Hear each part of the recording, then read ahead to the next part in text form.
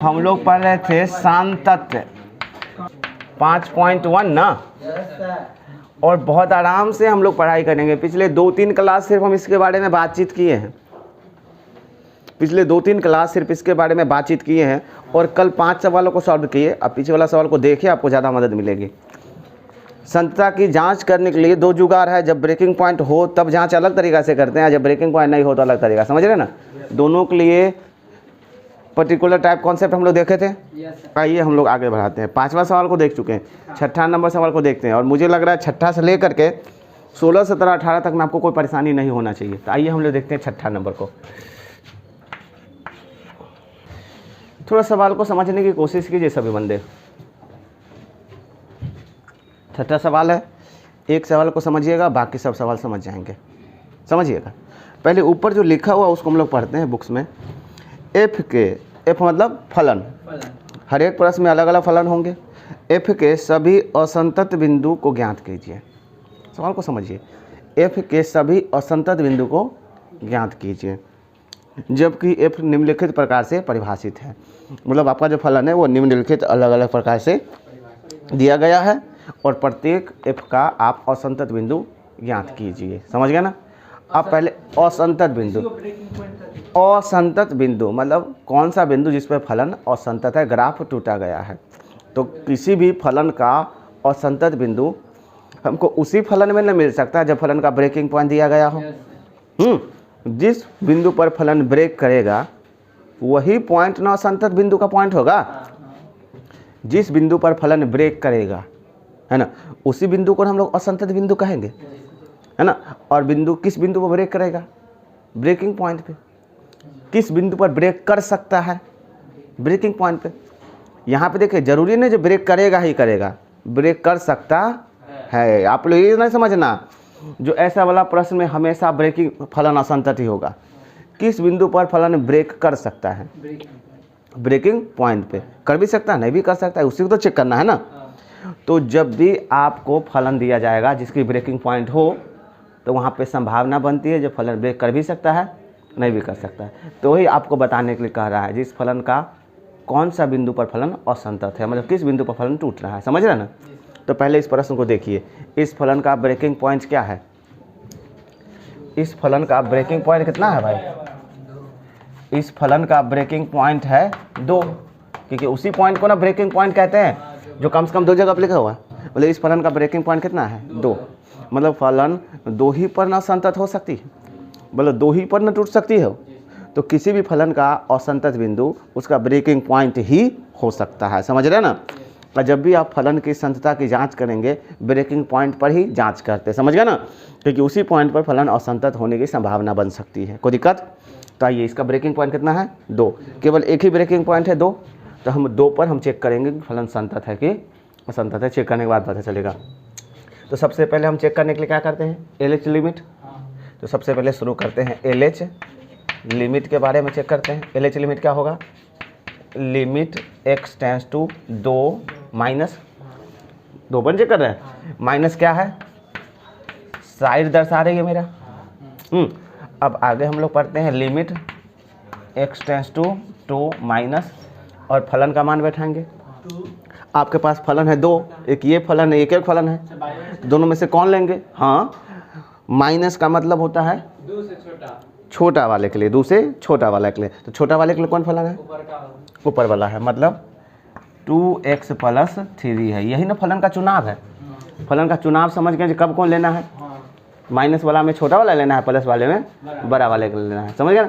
इसलिए ना आपको बोला गया था जब वो अंक 2 जगह पे लिखा होगा, एक जगह बड़ा वाला, एक जगह छोटा वाला। जैसे ही आप लिमिट पुट कर लीजिए, लिमिट पुट करने के बाद फलन देखिए। फलन काफ़ी सिंपल है, सिंपल है ना। और ये माइनस का तो कोई मतलब नहीं होता है साइड दर्शाने का। अब लिमिट पुट कर लीजिए।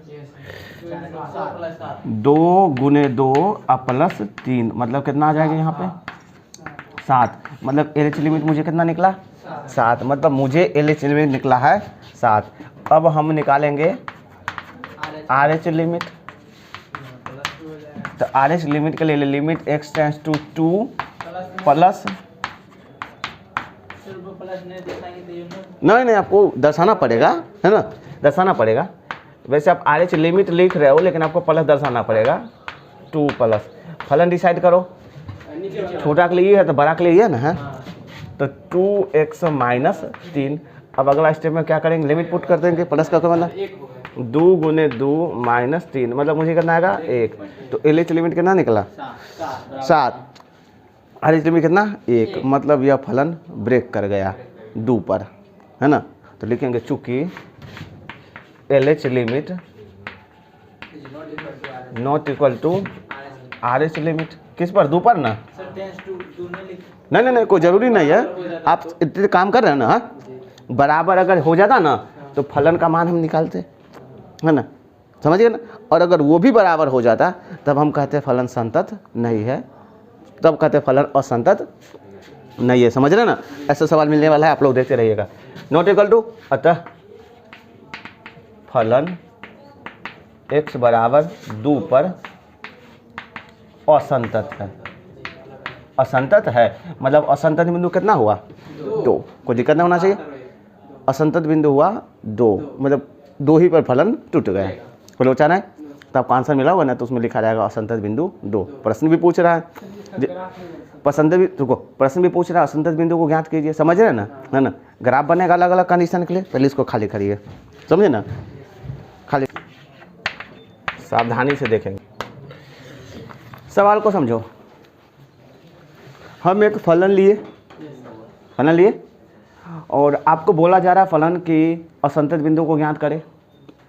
सबसे पहले किस बिंदु पर फलन असंतत होता है, असंतत हो सकता है अपने ब्रेकिंग पॉइंट, अरे अपने ब्रेकिंग पॉइंट पे, सीधे बोले फलन अपने ब्रेकिंग पॉइंट पर ही असंतत हो सकता है, अर्थात मुझे फलन की असंतता या असंतता की जांच करनी होगी ब्रेकिंग पॉइंट पे। तो सबसे पहला काम आपको प्रश्न को देख करके ब्रेकिंग पॉइंट पहचानना होगा, जी कौन कौन इसके ब्रेकिंग पॉइंट होंगे।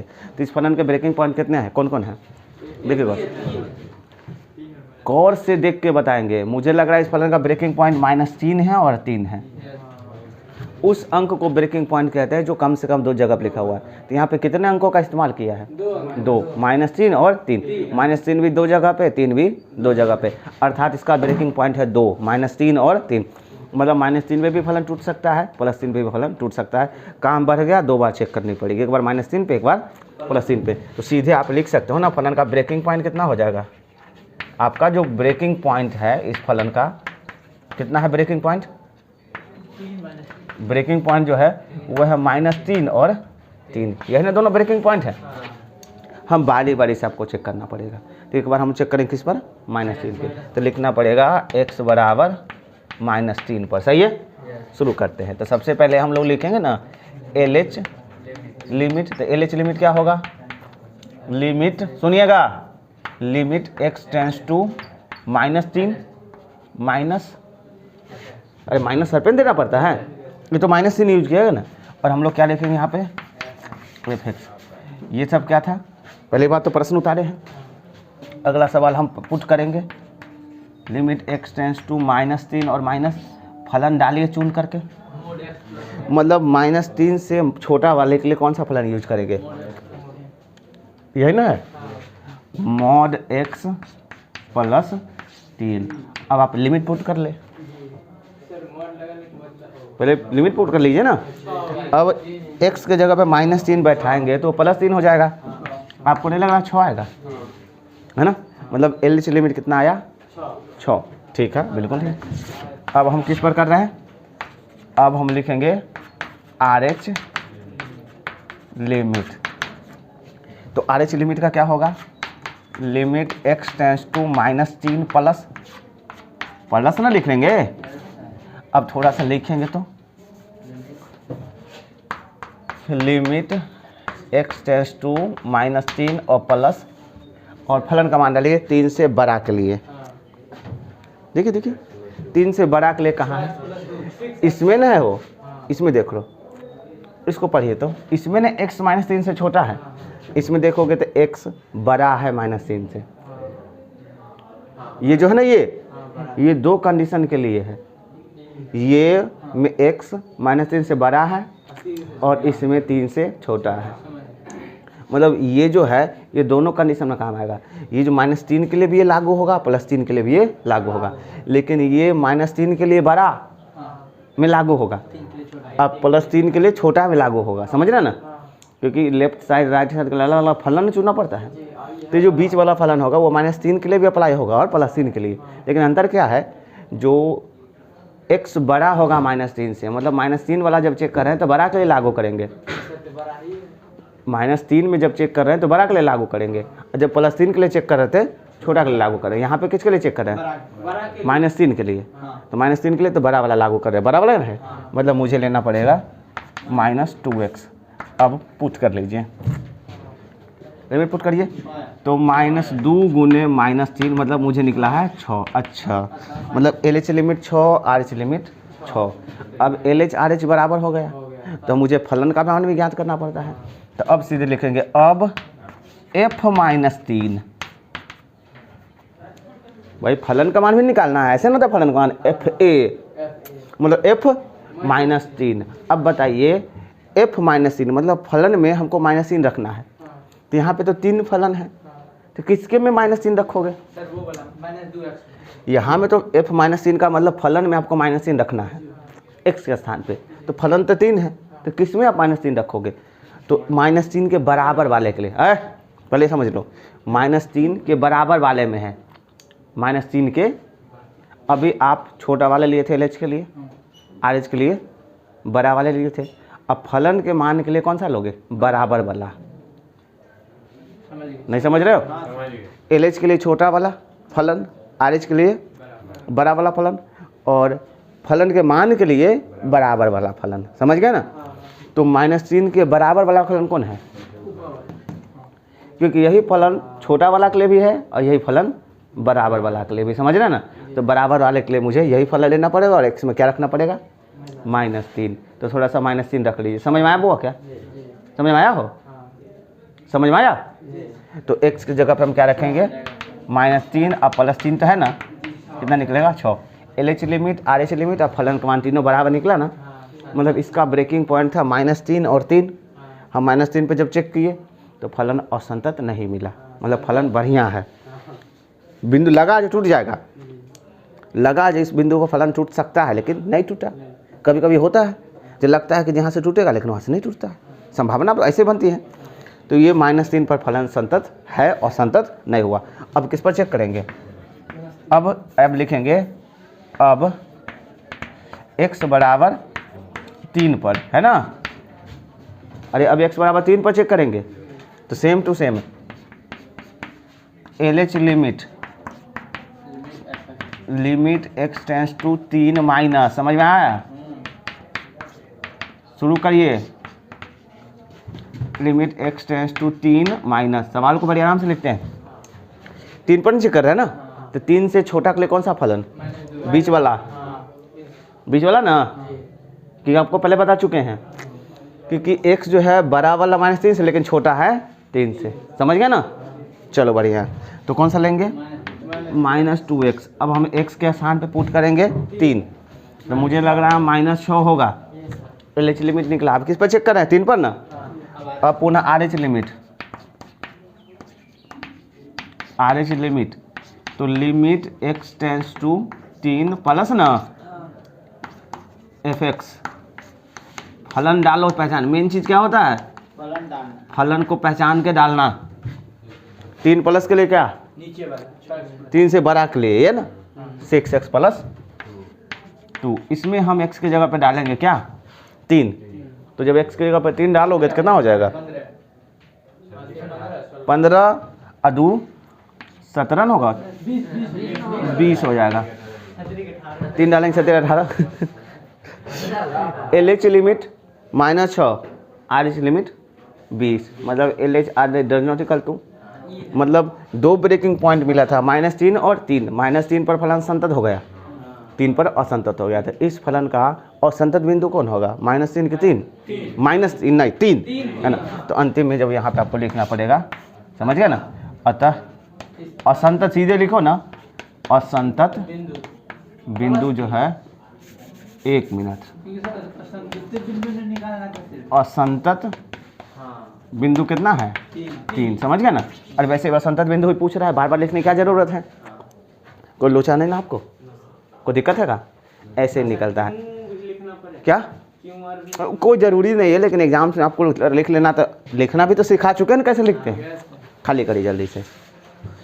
चलिए नेक्स्ट क्वेश्चन पे ट्राई करते हैं। लड़के,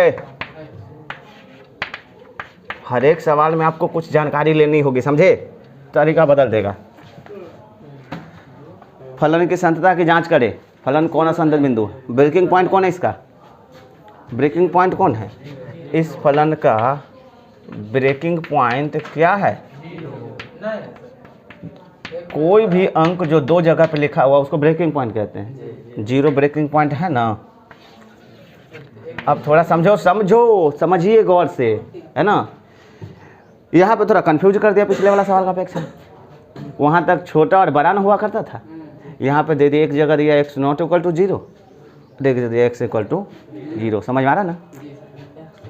मतलब आप लोग यहाँ पे कंफ्यूज हो जाओगे जो LH लिमिट के लिए कौन लेंगे और RH लिमिट के लिए कौन लेंगे, क्योंकि अभी तक जो LH लिमिट के लिए लेते थे वो छोटा वाला साइड लेते थे, छोटा साइड वाला फलन लेते थे ना, और RH के लिए बड़ा साइड वाला। अब फलन के मान के लिए बराबर वाला लेते थे, तो फलन के मान के लिए तो आप यही ले लोगे 0। लेकिन आप लोग एक चीज़ नहीं समझे, अगर x 0 के बराबर नहीं है इसका मतलब क्या है? अगर x 0 के बराबर नहीं है इसका मतलब क्या है? या तो छोटा है या तो बड़ा है। अगर x 0 के बराबर नहीं है तो क्या है? या तो छोटा है या तो बड़ा है। मतलब यही फलन छोटा के लिए भी लिया जाएगा, यही फलन बड़ा के लिए लिया जाएगा, लेकिन बराबर के लिए लिया जाएगा। ये सुनो मेरी बातों को समझिए। यही फलन लिया जाएगा छोटा के लिए, यही फलन लिया जाएगा बड़ा के लिए, बराबर के लिया जाएगा ये। अब थोड़ा समझिए गौर से समझिए। यहाँ पे मॉड लगा हुआ है, मॉड लगा हुआ ना, तो अब थोड़ा सा मॉड को खोलिए। आपको पता होगा जब भी मॉड देखते थे तो हम आपको मॉड के बारे में बताए थे, मॉड के बारे में नहीं बताए थे। एक बार मॉड हटा के हम माइनस लिखते हैं और एक बार मॉड हटा के प्लस। भूला क्या? मॉड के बारे में एक चर्चा किए थे पिछले कॉन्सेप्ट में। जब भी आपको मॉड दिखे तो मॉड का मतलब क्या होता है? मॉड जब भी दिखे तो मॉड हटा के एक बार माइनस लिख देते थे, मॉड हटा के एक बार प्लस। तो ये माइनस कब लिखते थे? जब x छोटा होता था तब। अब प्लस कब लिखते थे?